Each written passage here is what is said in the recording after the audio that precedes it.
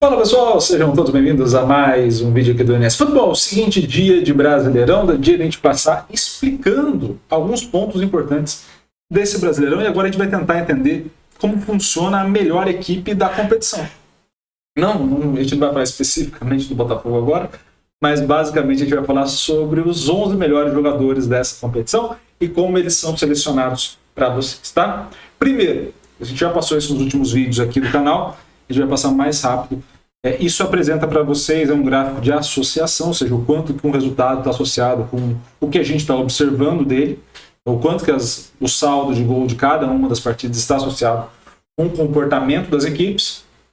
A associação é altíssima, tá? Em torno de 95% a 96%. Quando a gente vai para entender, a primeira coisa que a gente precisa entender é a seguinte: no geral, o que naquela competição é o mais importante? Para selecionar os jogadores, você precisa entender isso.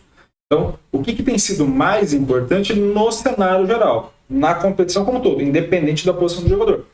Então, o que tem sido mais importante é converter para gol, finalizar certo e também defender, seja bloqueando ou com ação de defesa de fato do goleiro. Então, esses 4 pontos são os mais importantes. O restante vai variando ali um pouco mais, um pouco menos. Passe tem um pouco positivo, recuperação, progressão tem um pouco positivo, e aí você vai entendendo mais ou menos as dinâmicas da pontuação que você vai ter de ponto de partida. Então, assim, qual que é a primeira parte que você precisa entender? O que está sendo importante para o sucesso das equipes. Então, o grande jogador é aquele que adequa o que ele faz ao grande sucesso, que é entender a leitura de jogo, entender o que está sendo importante e executar. Claro que as demandas de jogo serão diferentes por posição. O que isso quer dizer? Eu vou ter uma incidência maior, um número maior de defesas do goleiro no goleiro. Eu vou ter um número maior de passes realizados, talvez no meio-campista. Eu vou ter um número maior de progressão no goleiro também. Mas no goleiro, claro, eu tenho mais campo para progredir. Então, se ele quebrar uma bola certa, se ele fizer um lançamento correto, ele progrediu muito mais do que muitos passes somados de um atacante, por exemplo, que vai ter pouquíssimo campo para progredir. Então, você tem esses pontos que vão estar aí. Então, o que vai demandar de um goleiro? Vai demandar a defesa, vai demandar um pouco de passe e progressão. Como que a gente vai pesar essas coisas? Começando a casar as informações. Qual que era o critério mais importante que a gente viu ali dentro desses 3? Defesa. Então, o que vai influenciar diretamente na nota do goleiro? O grau de defesa que ele faz. Então, assim, o quanto que ele impede da equipe sofrer gol. É o que vai mais pesar para ele. E na sequência, entre passe e progressão, o passe é melhor. Então, são esses dois que vão mais pesar. Qual vai estar muito mais pesado? Defesa. Então, qual que vai ser o melhor goleiro? Aquele que impede mais os gols. Basicamente isso. Quando você vai para um zagueiro, o que vai importar para o zagueiro? Pô, Iago, subir de cabeça e marcar 3 gols? Não. O que vai importar para o zagueiro é passe. É a progressão. De novo, ele vai ter mais campo, menos do que o goleiro, mais campo que a maioria. E também a forma como vou recuperar essa bola. Desarme, interceptação, vou participar desse processo de recuperação dessa posse. Então já começo a caracterizar esse jogador. Quando eu vou para o lateral, por exemplo, direito, mesma coisa. Passe, progressão e menos de recuperação. Quem recupera mais são os meus zagueiros em relação ao meu lateral.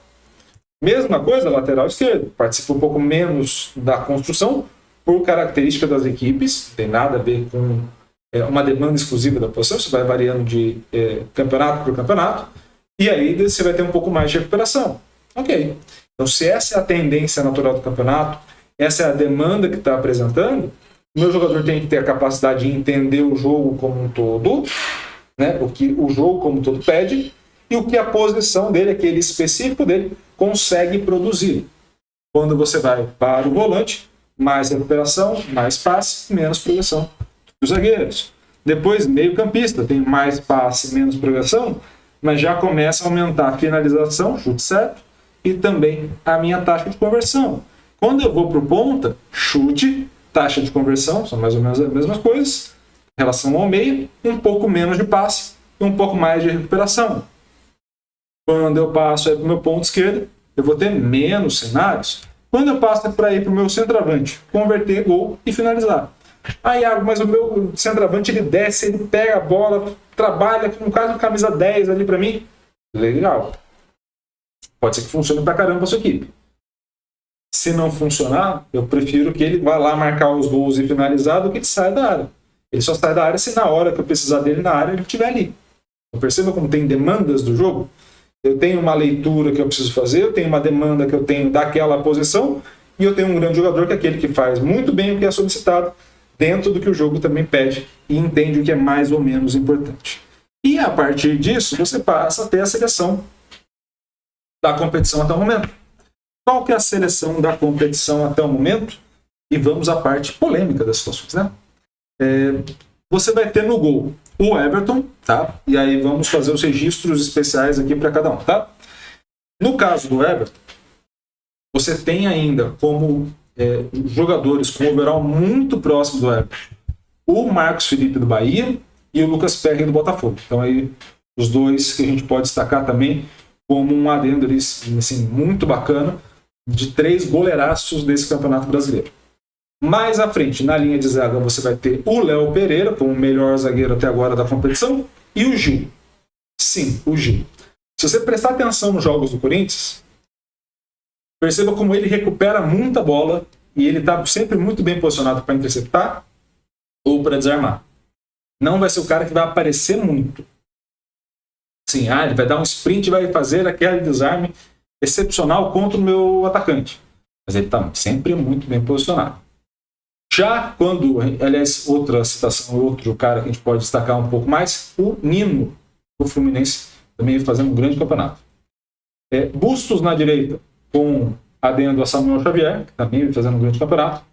O Ayrton Lucas na esquerda, e aí o adendo também é o Caio Paulista do São Paulo, tá? Então você pode ir montando mais ou menos a segunda seleção ali pelas dicas que a gente vai dando. Pablo Maia e um adendo ao André, do Fluminense. Veiga, Cristaldo, e aí você tem entre os jogadores de destaque ainda nesse meio campo o Lima, do Fluminense. Você passa a ter outros jogadores ali que aparecem de vez em quando, Bitelo e alguns outros jogadores desse perfil que estão ali mais como meio campistas, tá? No trio de ataque você tem o Wanderson do Inter, você tem o Arias do Fluminense e o Marcos Leonardo, com óbvio adendo ao Tiquinho Soares, tá? E a Roger Guedes, tá? Que seria o ponta pela esquerda até hoje, se não tivesse saído do Corinthians. Então, assim, se ele basicamente termina o campeonato, ele seria o ponto esquerdo, tranquilamente o melhor ponto esquerdo do campeonato brasileiro. Iago, mas o Tiquinho é o artilheiro, a equipe dele é a melhor do campeonato. O que está fazendo o Marcos Leonardo? O Santos está na zona de rebaixamento, Iago.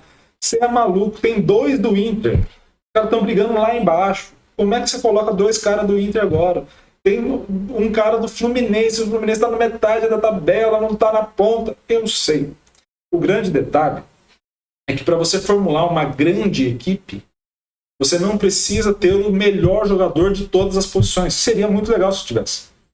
Mas você precisa fazer uma equipe encaixada. Então, quando você olha lá o Botafogo, o conjunto da equipe faz com que a equipe esteja na ponta. Isso não quer dizer que os destaques individualmente serão do Botafogo. O Tiquinho, por exemplo, tem uma grande taxa de conversão. Finaliza bem. Mas o Marcos Leonardo, pelo tanto que finaliza, pelo tanto que converte, está melhor. Iago, mas ele não vai fazer tantos chutes porque o Santos é ruim. Aí você joga a nota do cara para baixo. Obviamente você tem menos chances. Você vai ver menos ele ali nos gols da rodada do Fantástico. Mas no final das contas, individualmente, o Marcos Leonardo poderia estar numa situação muito melhor. Então, se o Marcos Leonardo estivesse no Botafogo ou estivesse em uma outra equipe, provavelmente estaria rendendo bem. É um cara bom para mercado, por exemplo. Então, se o Santos vende no final do ano, vai ganhar uma boa grana, porque esse cara vale muita grana no mercado. Iago Cristaldo do Grêmio encaixou bem? Encaixou bem. Tá jogando muito bem. Merece. Tá aí. Iago, mas o Bustos e o Wanderson. Mas você tá vendo que só tem 2? Faltam os outros 9. Então, assim, você tem 2 caras em grandes momentos, em posições onde até você tem poucos jogadores competindo. Nessas posições de ponta, né, os pontas e os laterais, você tem menos jogadores competindo, porque você troca geralmente mais. Nesse cenário, você tem 2 caras destaques, mas faltam os outros 9. Então, assim, você precisa ver todo mundo, como todo mundo está rendendo, para aí você entender essa dinâmica. Agora, o melhor da posição até o momento tem sido esses. Outra questão muito importante para a gente finalizar o vídeo. esses caras têm pelo menos 60% do tempo. Então, se você colocar 50% do tempo, seria metade da competição, muda-se os caras. Já aviso, não muda tanto. Mas, por exemplo, o Rafinha entra na disputa pela direita, você passa a ter o próprio o Mendonça do Santos, por exemplo, entra na disputa pela esquerda. Você começa a ter outros jogadores também aparecendo.